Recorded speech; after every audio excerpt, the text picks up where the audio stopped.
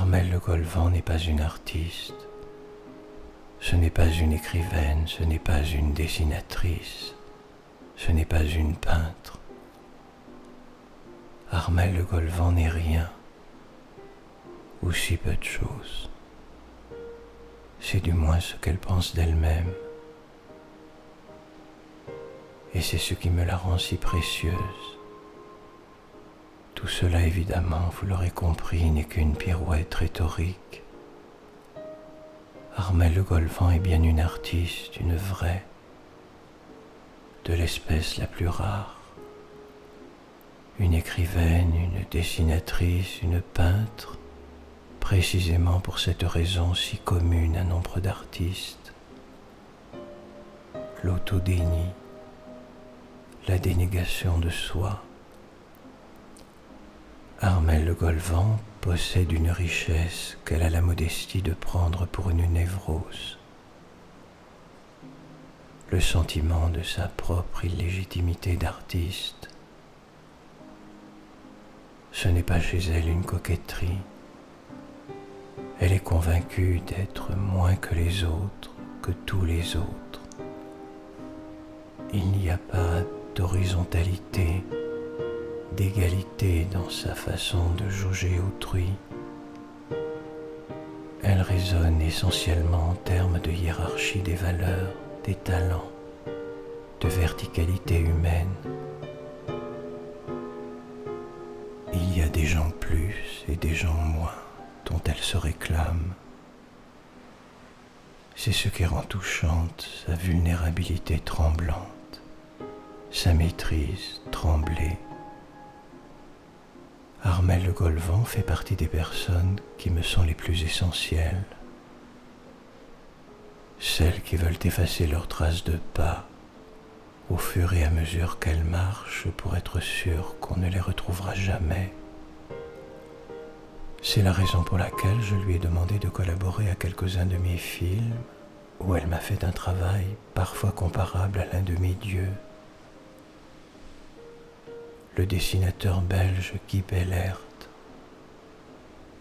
qui a collaboré à l'émission mythique de Claude Ventura et Anne Andreu, Cinéma.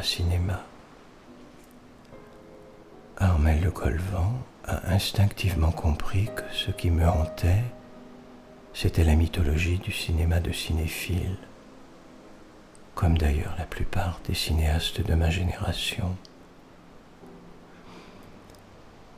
Il y a dans ses dessins et dans ses storyboards une douceur bouleversante, presque maternelle, qui arrondit ma frontalité, ma crudité sans issue, qui lui donne une sorte d'universalité tendre, voluptueuse. Les 3 films que j'ai faits avec elle m'ont apporté beaucoup, artistiquement et humainement.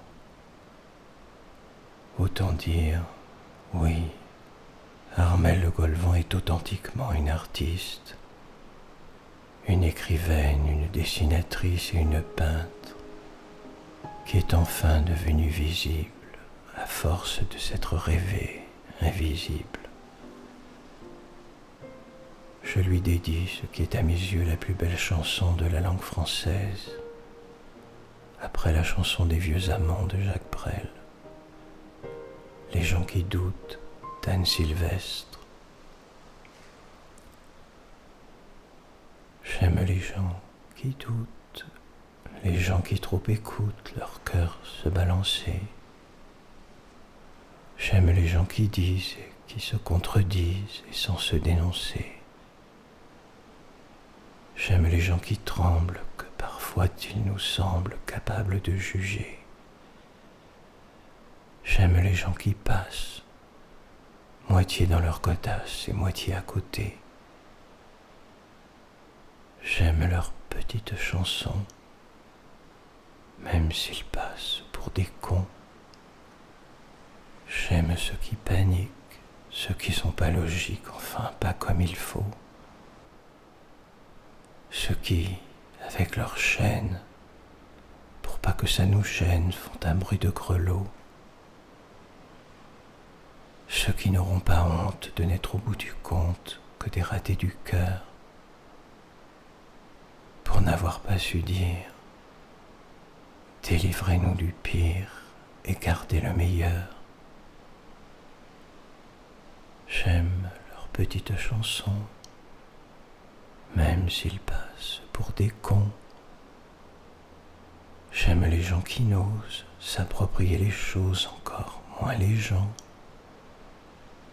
Ceux qui veulent bien n'être qu'une simple fenêtre pour les yeux des enfants. Ceux qui sans oriflamme et daltoniens de l'âme ignorent les couleurs. Ceux qui sont assez poires pour que jamais l'histoire leur rende les honneurs. J'aime leurs petites chansons, même s'ils passent pour des cons. J'aime les gens qui doutent, mais voudraient qu'on leur foute la paix de temps en temps, et qu'on ne les malmène jamais quand ils promènent leurs automnes au printemps. Qu'on leur dise que l'âme fait de plus belles flammes que tous ces tristes culs, et qu'on les remercie, qu'on leur dise, on leur crie, merci d'avoir vécu, merci pour la tendresse, et tant pis pour vos fesses, qui ont fait ce qu'elles ont pu. Anne Sylvestre.